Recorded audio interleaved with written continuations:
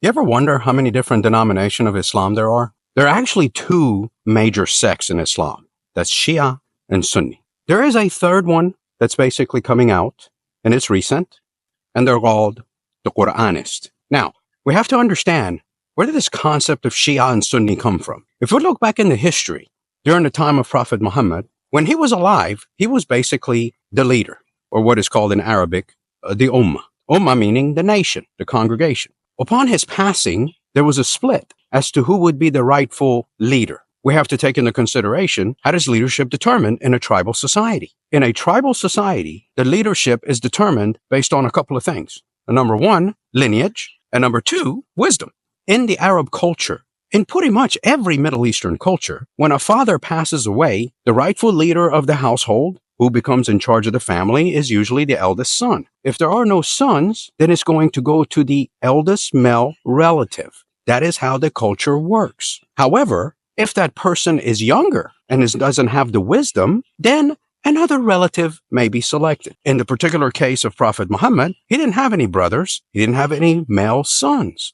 So the only living relative he had who was a male was Ali ibn Abu Talib, which was his cousin and also the husband to his daughter Fatima. However, Ali was in his mid-20s. And when the Prophet passed away, the elders, which are referred to as the Sahaba, decided he's too young. We're going to elect one of the elders who are the companions, which happened to be Abu Bakr. Abu Bakr was also related to the Prophet because his daughter, Aisha, ended up being one of the Prophet's wives. Then the question becomes, why did this split happen? Well, you have an issue here with culture and the dynamics of how leadership is selected. That sets the tone for the remaining time where Islam has been around, where the conflict exists. So those who follow Ali are called Shiat al-Ali, in short called Shia, meaning follower of Ali or the Ahlul Bayt, the household. Sunni, who are following Ahlul Sunnah, the way of the Prophet. Which now brings me to the different denominations. So if we have a split of the Shiat al-Ali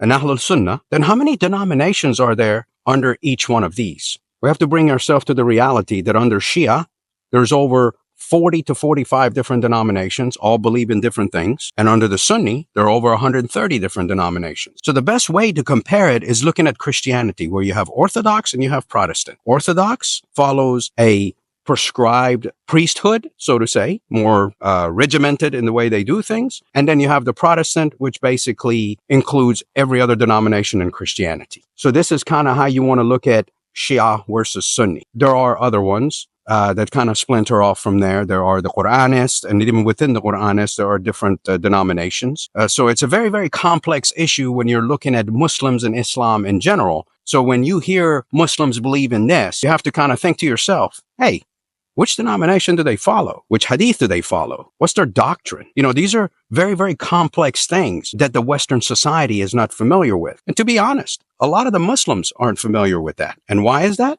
Because when someone is born into the Islamic religion, they are born into what their family practices, what their general tribe practices. And that's the only Islam they know. The best way to explain that is, if you're born in, let's say, Utah, you're surrounded by majority Mormon. And that is the only branch you would be familiar with because your society, your community is from that background. But if you're from, let's say, Mississippi, more than likely you're going to be Southern Baptist. So therefore, unless you have met someone who's a Mormon and understand their doctrines, to you, what you follow in Mississippi as a Southern Baptist is the only version of Christianity that's correct. This is where in the Islamic community, there's a lot of riffraff and a lot of fighting amongst themselves because to each tribe, to each denomination, their version is the correct one. Well, guess what? That's exactly how the extremists also think as well. Because to the extremists, like Al-Qaeda, Hamas, Hezbollah, so many other ones, their version is the correct one. Food for thought.